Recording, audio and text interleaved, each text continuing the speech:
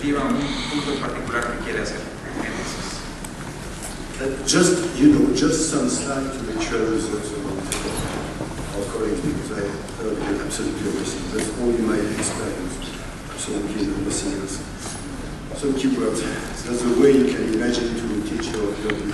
I really believe that education of the people is one of the most important points. We distribute this kind of flyers for all of the population, but one of the problems is to find after 1 year the money to do it again.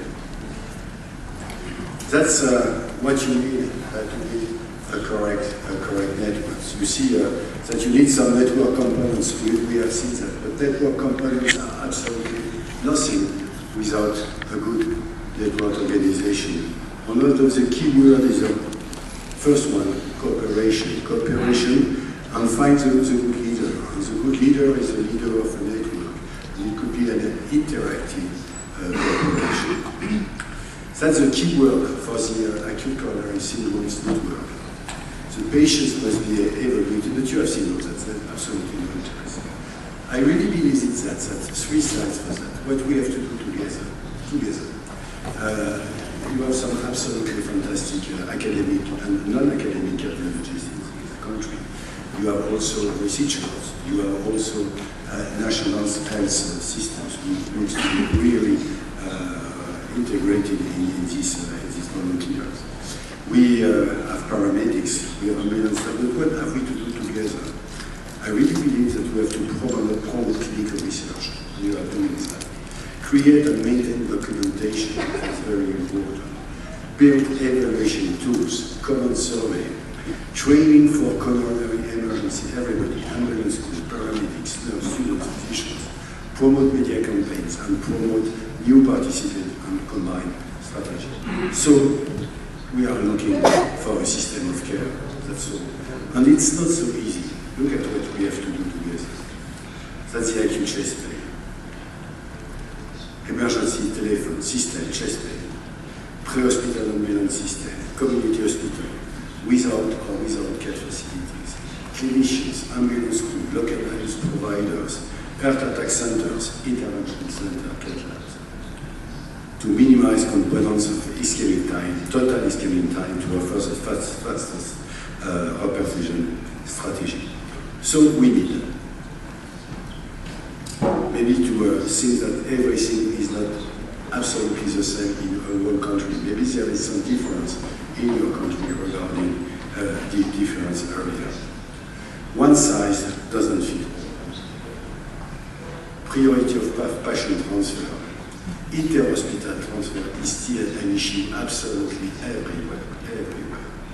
Competition between transportation systems, when they are, for example, private working for an hospital or another hospital, a clinic or another one.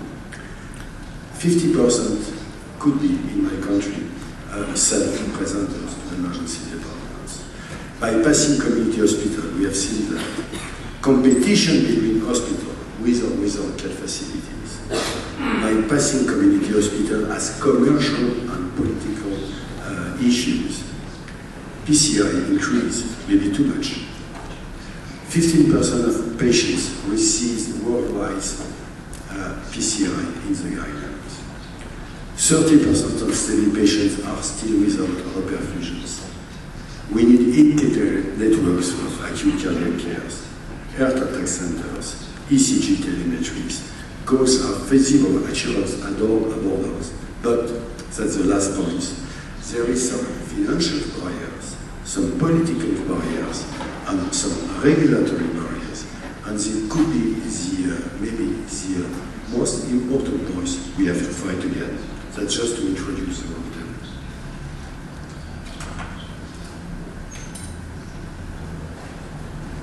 Muchas gracias a todos. Un excelente preámbulo para iniciar este foro. Y me gustaría abrir el micrófono ahora a la audiencia, teniendo a los expertos enfrente de la audiencia. ¿Habría alguna pregunta, algún comentario que quisieran hacer y que nuestro panel pudiera discutir, por favor, doctor?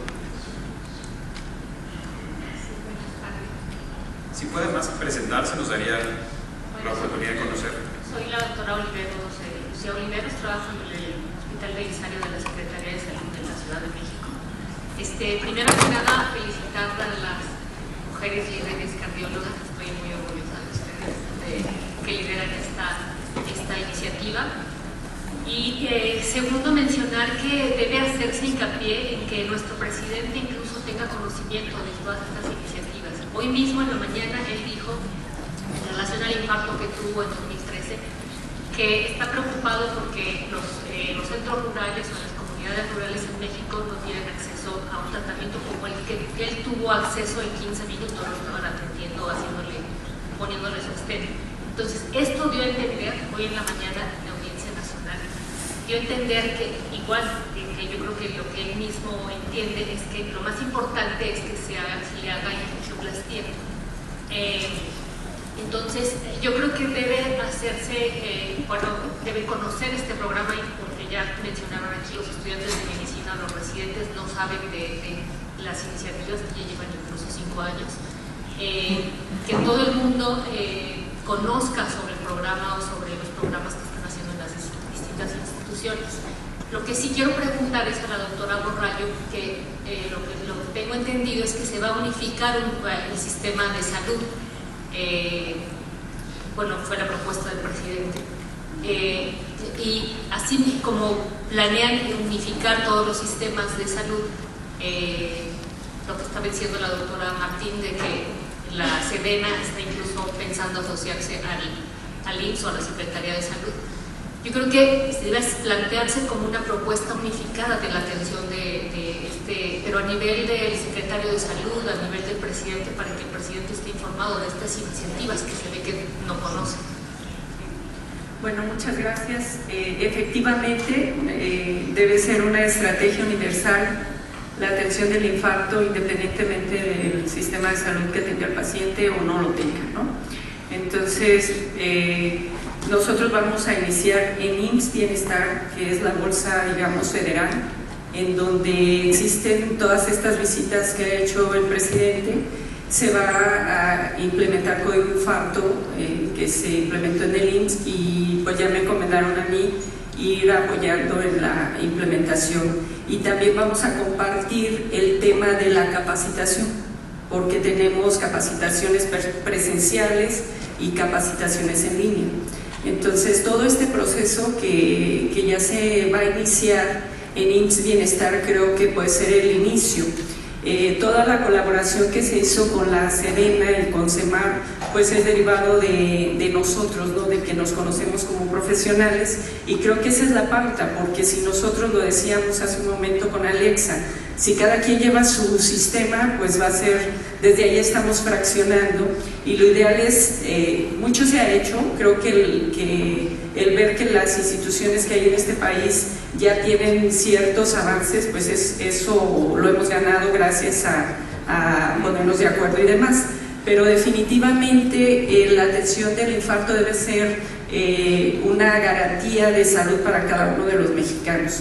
Yo estoy de acuerdo totalmente, no sé si sea la estrategia de salud una de las primeras, porque hablamos de otros temas, por ejemplo, el código cerebro, que estamos ya trabajando de la misma forma con los neurólogos, hipertensión, que es lo que más gastamos en hipertensión. Hay todavía problemas para saber cómo se toma la presión, tener los medicamentos que debemos de tener, en fin. Creo que esta estrategia, a través del secretario de Salud y de uno de los colaboradores de IMSS Bienestar, va a llegar a tener ese acercamiento.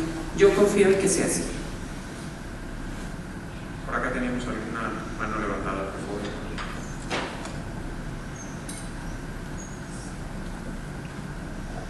Buenas tardes, René Rodríguez. Yo trabajo en los servicios de salud de la Ciudad de México y en un hospital general en el Estado de México, en Ciudad de Nezahualcóyotl. Yo veo, esto es un comentario básicamente, primero quisiera felicitarlos pues por los grandes avances que ha tenido México en la atención temprana del infarto en los últimos 5 años comparativamente con el pasado. Pero yo veo fundamentalmente dos problemáticas en nuestro país. La primera es el tipo de financiamiento que se hace para la atención del infarto, y que nos es imposible conjuntar para que de esa manera sea un sistema de salud universal. Y la segunda es un problema de egos. Veo demasiados egos, obviamente con todo respeto, sobre quién debe encabezar el programa de atención para el paciente con infarto. Existe un convenio de salud, un marco de convenio interinstitucional que desde hace mucho se pudo haber tomado de manera legal para empezar a unificar la atención de algún programa, y en este caso pues obviamente el programa de atención para el infarto. Este convenio permite la colaboración entre las diversas dependencias de la Secretaría de Salud, del INSS, el ISSSTE y la SEDENA, Semarnat, etc. Entonces es un convenio que está muerto, está en papel y que no se le ha dado una utilidad legal que permita la atención. A mí se me antoja ver, salvo la Ciudad de México, es la única que tiene redes de atención en el primer nivel que son muy comparativas a lo que tiene en la distribución nacional el IMSS. A mí lo que se me antoja es ver que quien podría encabezar a nivel nacional pues es el IMSS, porque es quien tiene más redes de atención en el primer nivel. También se podría incluir en este convenio marco a las instituciones privadas y obviamente empezar a sufragar el costo a través del programa de gastos catastróficos que tienen y que hasta este momento es vigente, aunque aparentemente va a desaparecer en relación a la atención de infartos. Eso es todo. Muchas gracias. Muchas gracias por el comentario. No sé si nuestros panelistas algún comentario al respecto, doctora. Sí, es un poco complicado la atención del infarto aquí en México, por lo que se ha dicho, existen varios sistemas de atención y algunas veces es complicado que un paciente llegue a un sistema de atención diferente al que es derechohabiente y que se le dé la atención. Eso se está tratando de unificar y trabajar, ¿no? Es más fácil que un paciente llegue a Secretaría de Salud y sea atendido, aunque no sea, porque no tienes problema, porque no es derechohabiente a la Secretaría de Salud, ¿no? Pero sí, se está trabajando, esperemos que eso se ha trabajado años y realmente nunca se ha podido llevar a cabo, pero lo importante es unificar esfuerzos, eso es lo que tenemos que hacer. Ya existen iniciativas de atención en el infarto y posicionar a la estrategia farmacoinvasiva, que eso es lo que se tiene, que ese es el mensaje en sí. La estrategia farmacoinvasiva se tiene que posicionar, porque esa es la solución para todos los centros, como lo comentaba el doctor. La red de atención de la Ciudad de México aquí funciona, pero no es lo mismo lo que vemos en la Ciudad de México que lo que vemos en otros estados. Chiapas, Oaxaca, Mérida, todos ellos, muchos de ellos inclusive tienen salas, las salas no funcionan, inclusive como lo puso la doctora Martí, o sea, tenemos salas, pero solo hacen 2 angioplastías primarias creo que al año. Entonces también todo eso, y lo comentó el doctor Welch, cuando un centro realmente debe ser un centro de angioplastía primaria, siquiera son 50 angioplastías primarias más de un año, ¿no? Entonces son cosas que hay que ver, ¿no?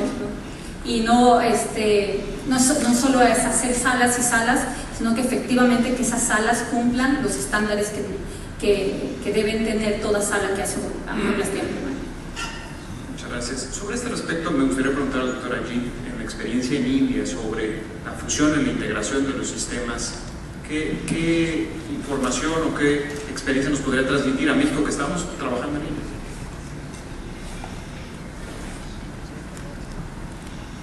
Well, I think we have the same problems.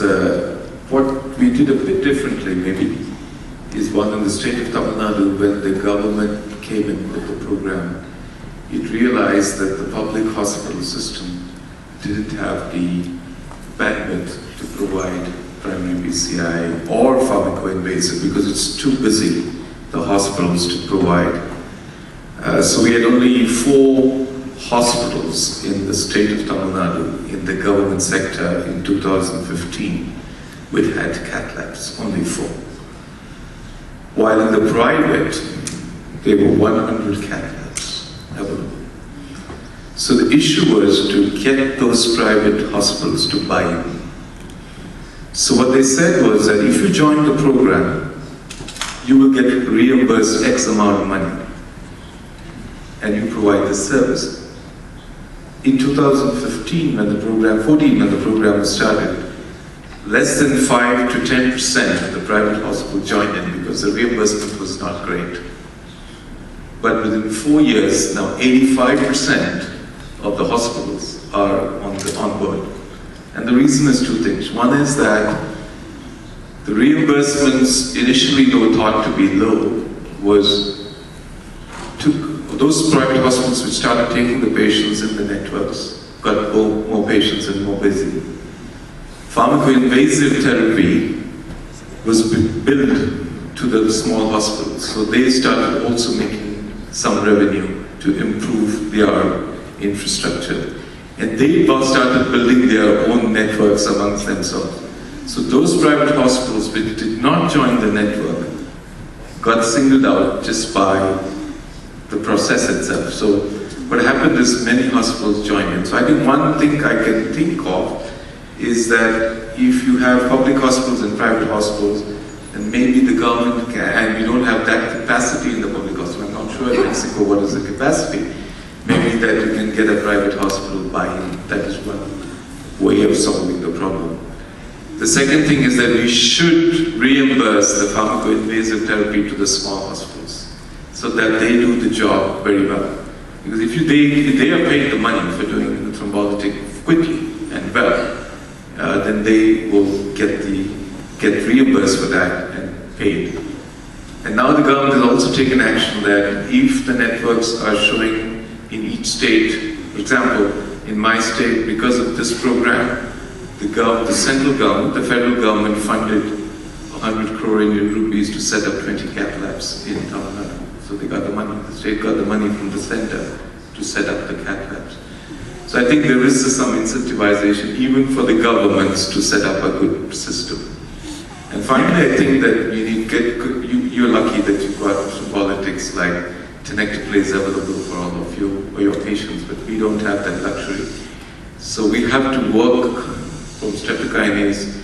We're now getting reteplase and tenecteplase in Tamil Nadu, but not in other states for pharmacoinvasive. That becomes much easier for the physicians to give it. It's just like one bolus. So it makes it very easy. So I think these are the 2 or 3 learnings that we've had. Maybe we can share it with Mexico. Muchas gracias. Es un punto importante para poner en la mesa de juego de los hospitales privados y, por supuesto, de los costos y la farmacoeconomía. Doctora. Buenas tardes, soy la doctora Eloína Cordero de Cárdica. Es el único centro cardiológico que tiene sala de hemodinamia en Cuernavaca, Morelos. Y realmente justo era el punto, o sea, la necesidad de que los centros privados podamos también tener esta unión o esta cercanía a los programas generales del Hospital, por ejemplo, General de Cuernavaca o al mismo Seguro Social, porque aunque estamos a una distancia relativamente corta de la Ciudad de México, los hospitales locales en Cuernavaca son hospitales pequeños y en muchas ocasiones muchos de esos pacientes no tienen el acceso para la terapia intensiva, para el proceso de trombolisis. Y realmente yo creo que los centros privados estaríamos en la posibilidad justamente de dar esa atención tanto de trombolíticos como de angioplastías con ese apoyo que se pudiese facilitar mediante programas o mediante situaciones realmente que agilicen los procesos para esta coordinación. Yo creo que sería importantísimo. Gracias. Por favor, doctor Alcocer, ¿quiere hacer algún comentario?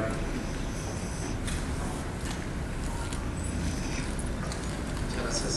Yo soy Marco Alcocer, estoy en Querétaro, soy cardiólogo intervencionista y la verdad es que nos hemos sumado a la iniciativa en su momento en SOCIME como código infarto y posteriormente alerta infarto. Y yo en mi localidad haría mucho hincapié que lo que se menciona ya lo estamos haciendo en Querétaro. Tenemos un convenio con el IMSS, llevamos 120 pacientes atendidos de infarto, angioplastía primaria 92% de los pacientes con tiempo de... Los únicos que es farmacoinvasiva es cuando a priori sabemos que vamos a estar fuera de tiempo, y eso es lo que nos traslada, por ejemplo, de San Juan del Río, de alguna otra comunidad que sabemos que. Pero les quiero compartir que nuestros tiempos del diagnóstico dentro del IMSS a la apertura del vaso es de 90 minutos. En 109 pacientes tenemos esta medición ya hecha. Y yo creo que mi comentario, quiero insistir, es trabajar en equipo. Las instituciones públicas y las instituciones privadas definitivamente no es hacer más salas de hemodinámica. Yo estoy totalmente de acuerdo con lo que decía la doctora Alexandra, porque no creo que sea eso. En México tenemos cerca de 250 salas de hemodinámica privadas, con lo cual creo que si se regulariza y se exige una serie de controles, se puede hacer una muy buena alianza y reducir costos, porque eso es lo que también necesita el gobierno, que las instituciones privadas le puedan ofrecer a costos accesibles los procedimientos, que es lo que en este momento le está costando más barato en Querétaro atenderse dentro de un hospital privado que mandarlos a un hospital de la misma institución aquí en la Ciudad de México. Por supuesto. If I have well understood Spanish, but maybe I understood, I would like to go in more sense.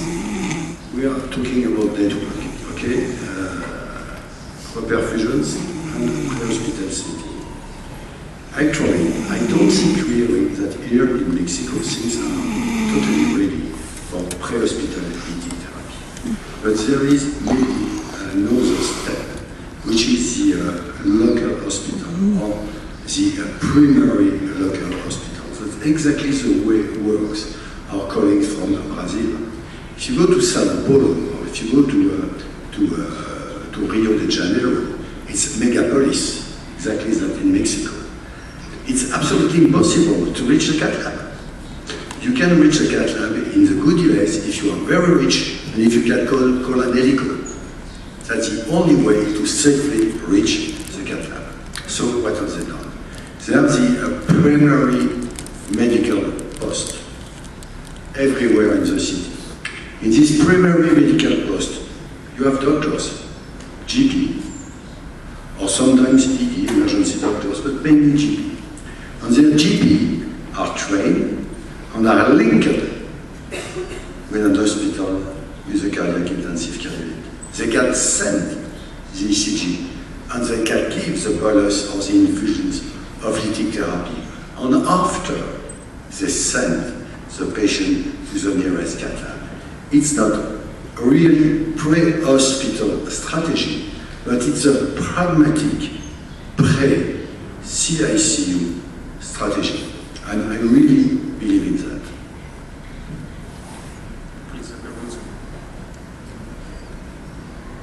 So I agree with all that's been said. I think we're working well on this.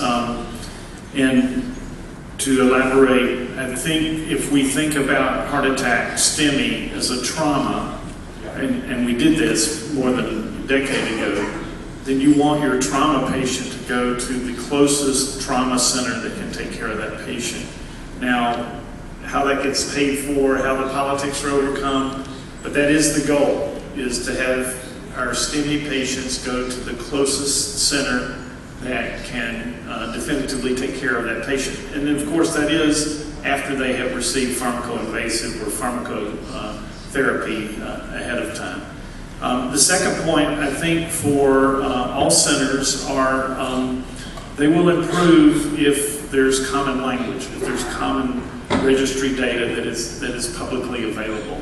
And I think that's something that's important, to make sure that that is information that's available and will help centers improve. And if they're not improving, there will be public and government pressure to have them improve.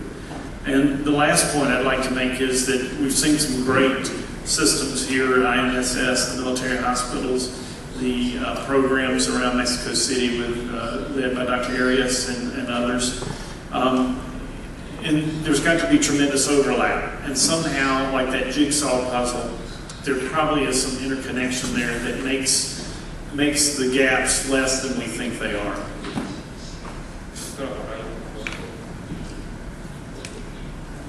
Efectivamente, el IMSS está haciendo contrataciones en diferentes salas privadas y ha sido más económico que montar salas nuevas, y eso está abierto.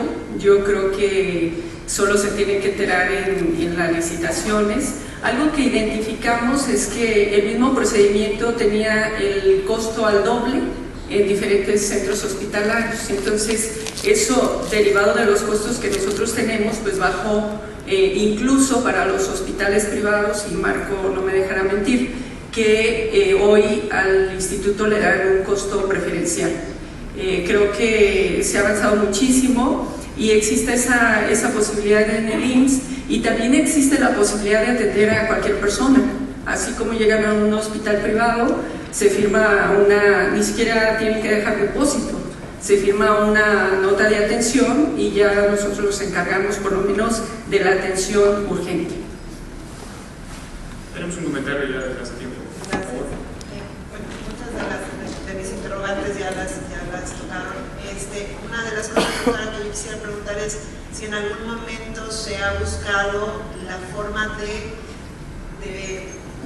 hacer un poquito más extensa la comunicación en este código infarto. No existen los grupos de WhatsApp, existen los grupos de directivos, incluso a nivel central cuando se comenta un caso, pero en este punto los hospitales privados vamos quedando fuera. Cuando tenemos que mandar a un paciente se vuelve muy complicado, porque no hay una forma correcta de presentar a un paciente al sistema IMSS o al sistema de salud de secretaría.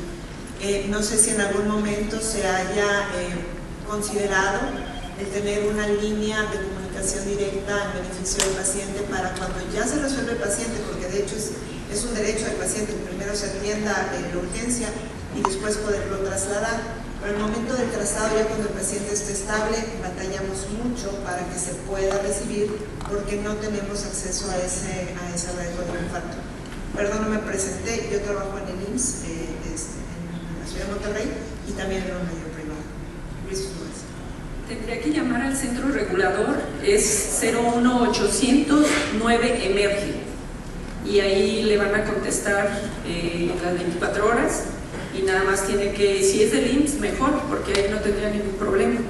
Ni tampoco privados, porque si el paciente es derechohabiente y llegó a un hospital privado, simplemente lo tiene que presentar ahí al centro regulador.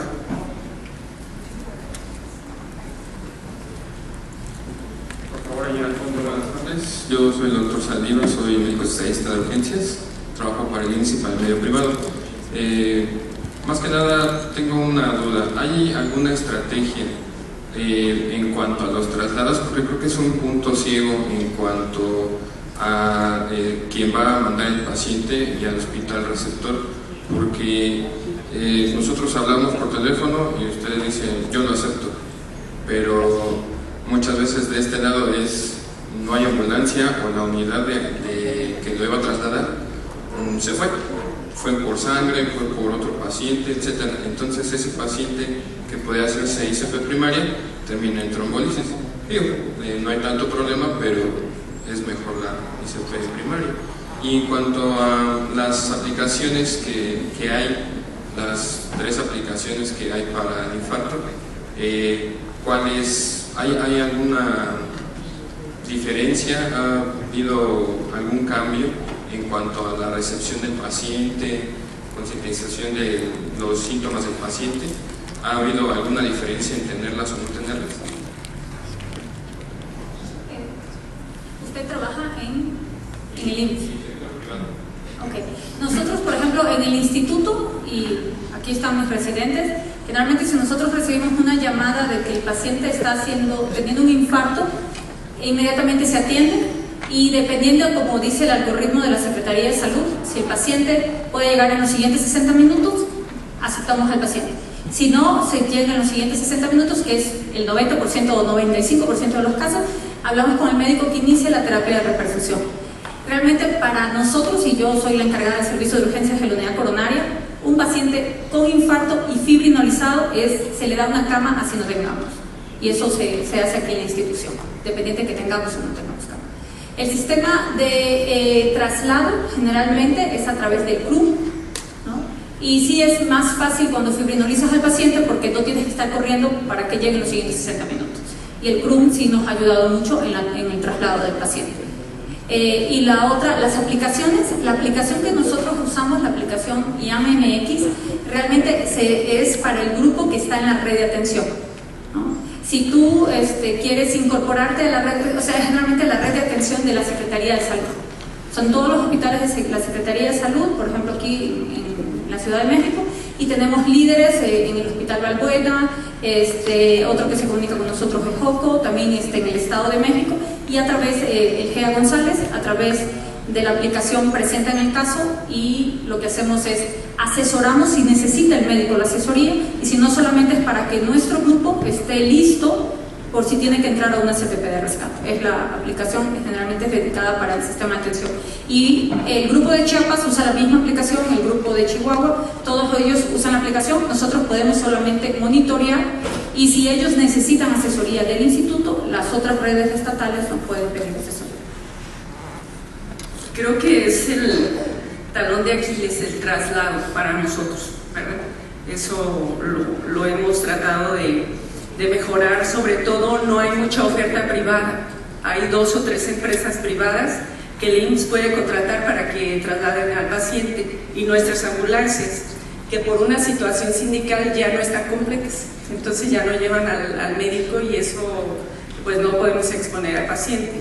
Creo que es un área de oportunidad y yo les he propuesto a las autoridades que se hagan colaboraciones con la Cruz Roja o con el CRUM, que también ya conocemos las ambulancias no tienen electro, o sea, tienen el desfibrilador pero no pueden tomar el electro, entonces desde un principio dijimos, ¿cómo es posible que las ambulancias que nosotros estuvimos en París, en el SAMU, bueno, envidiables, ¿no? La verdad es que ese es un talón de Aquiles que tenemos que resolver de alguna forma, pero no hay mucha oferta privada, o sea, nosotros en realidad no han limitado el costo, pero solamente hay 1 o 2 de las que yo conozco que pueden trasladar al paciente.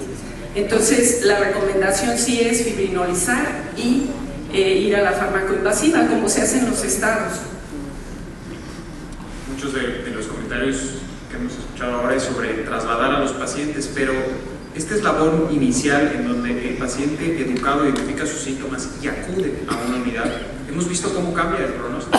Dependiendo de dónde te tocó llegar, al hospital al que te tocó llegar, va a determinar mucho de cómo te va a ir. Si te tocó vivir por aquí y llegas al instituto de cardiología, te va a ir muy diferente si te tocó que el infarto te diera en otro lugar. ¿Cuáles son las estrategias que ustedes en sus sistemas han implementado para este primer contacto médico? Para que el paciente reconozca que el dolor torácico es una urgencia que requiere un primer contacto médico específico. En algunos lugares ellos llaman a una ambulancia. En México es muy raro que alguien con dolor llame a la ambulancia, va a buscar por sus propios medios y como recientemente se publicó el trabajo en la unidad coronaria del Instituto Nacional de Cardiología, en México muchos de esos centros de primer contacto son farmacias con un médico asociado con una alta tasa de complicaciones y de retrasos en el diagnóstico. ¿Cuál es la opinión de nuestros panelistas al respecto de este primer contacto? Ya llevo algunos años en este trabajo y lo que puedo decirles es que educar es la primera solución para arreglar esto. Que sí es verdad que estamos en pañales comparados con otros países, que posiblemente llevemos un retraso de 20 años o tal vez 30 desde que inició la trombolisis. Pero que se puede hacer las cosas, sí se puede hacer. Ha ido cambiando la percepción del médico y una cosa muy importante es hacer campaña de educación para el paciente, que una vez que él reconozca, es uno de los objetivos de los principales programas, es educar al paciente para que el paciente no busque un lugar donde uno le pueda resolver si efectivamente él considera que se está infartando, ¿no? Todos sabemos que si tenemos factores de riesgo, que si fumamos, que si ya estamos en cierta edad, pues la probabilidad de tener un infarto es más elevada. En ese grupo de pacientes, posiblemente decirle, si tiene un dolor, dar esa campaña a la población y que acuda a los centros que tienen capacidad de resolver el tratamiento. Y que no vaya, porque vivimos eso de las farmacias, también vivimos en México cosas como efectivamente algún médico dijo, sí necesita un electrocardiograma, pero el electrocardiograma se lo hacen y el resultado está 24 o 48 horas más, ¿no? Entonces sí, lo primero es educar tanto al paciente, y lo segundo es educar a nuestros médicos. Que ellos también, porque muchos de los problemas es que no se hace el diagnóstico, porque nuestro médico no pensó, se diagnostican gastritis y el paciente recibe un tratamiento muy tardío debido a que no se pensó en infarto. Nosotros hemos reducido 50 minutos de isquemia al hacer la difusión del aplicativo, que es para el público en general, es una app que pueden bajar y pueden localizar en donde se encuentra. Nosotros inicialmente queríamos que el paciente se comunicara al 01800, pero en ese momento estaba saliendo el 911. Entonces ya nos dijeron que primero al médico y vamos como una escala. Vamos capacitando primero al médico, dándole todas las herramientas, y por supuesto que hay que hacer esa información, llevarla al paciente, pero lo que estamos haciendo en el IMSS, y aquí está Abelardo que está haciendo su tesis de maestría, es una calculadora de riesgo para identificar a esos pacientes que tienen muy alto riesgo, y ya desde entonces el médico familiar, que estos pacientes visitan cada mes al médico familiar, puede identificar antes del infarto a ese paciente de alto riesgo, y que antes de que extienda la receta en su expediente electrónico ya tenga una alerta para que podamos hacer o evitar que el paciente llegue a eso, pero sí dar un tipo de capacitación al mismo paciente. Sí, bueno, nuestra institución en las Fuerzas Armadas es una familia pequeña. Yo creo que desde hace 6 años que nos hemos certificado con excelencia, vamos a decirlo así, en 2 o 3 ocasiones en mi hospital. Uno de los apartados, que es la educación del paciente que se le da, creo yo que ahorita todos los niveles, tanto primero, segundo como tercer nivel, que han egresado del Hospital Central Militar o de otros hospitales de tercer nivel, tienen como factor primordial, tanto en la consulta como en la hospitalización, la educación del paciente. Entonces creo yo que ha aumentado la cultura tanto del médico, relación médico-paciente, como lo es en todas las instituciones, ¿no?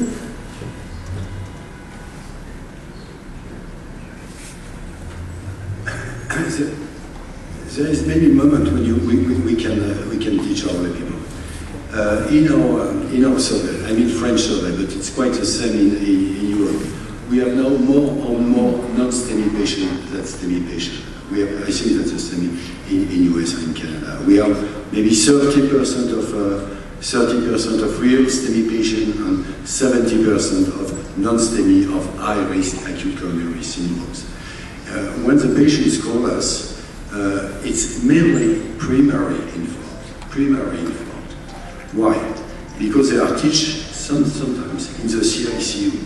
I mean, if you have patients suffering acute MI and stay in your CICU, you must give them, during this moment, some message. And the first message for them, well, you are leaving our CICU. You had an acute MI. You are not so bad. A new life is coming for you. But if you are suffering again, don't call my hospital. Don't call me. Please, call the EMS. Call your emergency number at once. Entrance in the best way, in the good network. Yeah, and what we knew 10 to 20 years ago were that patients waited an average of 4 hours before they sought medical care with acute myocardial infarction. And now with education, like in the accelerator trial with over 25,000 infarcts, the average or the median was only 45 minutes. So education is a powerful tool for getting people aware of their situation and the signs and symptoms of a heart attack and to seek help. Again, 911 type systems are the best if those are available. If they're not, then we need to try and improve those systems and make those more available, including ECGs on the units. Pues nos hace falta tiempo seguramente para comentar todo lo que tenemos que hacer. Este es un muy buen foro para hacerlo, pero desafortunadamente tenemos que limitarlo para darle paso al resto del programa. Por supuesto que tendremos oportunidad de interactuar con nuestros panelistas en las sesiones de receso, para eso es esta reunión. Y quiero dar paso a la siguiente sesión sobre intervencionismo en el infarto, que seguramente será de gran provecho. Muchas gracias a todos los panelistas.